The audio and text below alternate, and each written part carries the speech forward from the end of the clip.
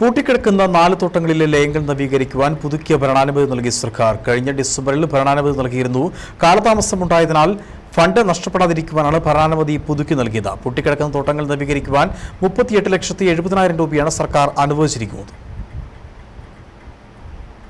Pyramid tea കമ്പനിയുടെ Cheenthalar laundry MMJ പ്ലാന്റേഷന്റെ Kottamala Bonami എസ്റ്റേറ്റുകളിലെ തകർച്ചയിലായ ലയങ്ങൾ നവീകരിക്കാൻ 38,70,000 രൂപയുടെ പദ്ധതിക്കാണ് പുതുക്കി അംഗീകാരമായത്. സംസ്ഥാനത്തെ തോട്ടങ്ങളിലെ ലയങ്ങൾ തകർച്ചയിലായിട്ട് വർഷങ്ങളായി. ഇവ നവീകരിക്കാൻ സംസ്ഥാന സർക്കാർ 2 തവണയായി 20 കോടി രൂപ അനുവദിക്കുകയും ചെയ്തിരുന്നു. എന്നാൽ ഒരു നടപടിയും ഉണ്ടായില്ല. തുടർന്ന് മനുഷ്യാവകാശ പ്രവർത്തകൻ ഡോക്ടർ ഗിന്നസ് മാടസ്വാമി സർക്കാർ വകുപ്പുകൾക്കും മനുഷ്യാവകാശ കമ്മീഷനും നിയമസഭാ പെറ്റീഷൻ കമ്മിറ്റിക്കും പരാതി നൽകി. തുടർന്നാണ് 38,70,000 രൂപയ്ക്ക് പൂട്ടിക്കിടക്കുന്ന 4 തോട്ടങ്ങളിലെ ലയങ്ങൾ നന്നാക്കാൻ സർക്കാർ അനുമതി നൽകിയത്. സംസ്ഥാന നിർമ്മിതി കേന്ദ്രത്തിനാണ് നിർമ്മാണ ചുമതല നൽകിയത്. 2022-23 സംസ്ഥാന ബജറ്റിൽ അനുവദിച്ച 10 കോടി രൂപയിൽ നിന്നാണ് തുക നൽകുന്നത്. 2018 പെട്ടിമുടി ദുരന്തവും 2021 കോഴിക്കാനത്ത് ലയം തകർന്ന് തൊഴിലാളി സ്ത്രീ മരിക്കുകയും ചെയ്തതോടെയാണ് തകർച്ചയിലായ ലയങ്ങൾ നവീകരിക്കണമെന്ന ആവശ്യം ശക്തമായത്. തുടർന്ന് ലയങ്ങൾ നവീകരിക്കുന്നതിന് 2022-23 23-24 10 കോടി രൂപ സംസ്ഥാന സർക്കാർ അനുവദിച്ചിരുന്നു.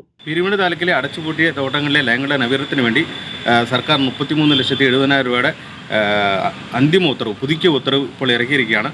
ഇത് സംബന്ധിച്ച് ഡിസംബർ മാസത്തിൽ ഒരു ഉത്തരവ് ഇറക്കിയിരുന്നു. ചില സാങ്കേതിക തടസ്സങ്ങൾ ഉള്ളതുകൊണ്ട് മാത്രമാണ് വീണ്ടും ഒരു പുതിയ ഉത്തരവ് ഇറക്കിയിട്ടുള്ളത്. ഫണ്ടിൻ്റെ ലഭ്യത ഉറപ്പാക്കിക്കൊണ്ടാണ് ഇപ്പോൾ ഉത്തരവ് ഇറക്കിയിട്ടുള്ളത്. അടുത്ത സാമ്പത്തിക വർഷമാണെങ്കിൽ ഈ ഫണ്ട് ഉപയോഗിച്ചുകൊണ്ട് ഈ ലയങ്ങളുടെ നവീകരണം പൂർത്തിയാക്കാൻ സാധിക്കും.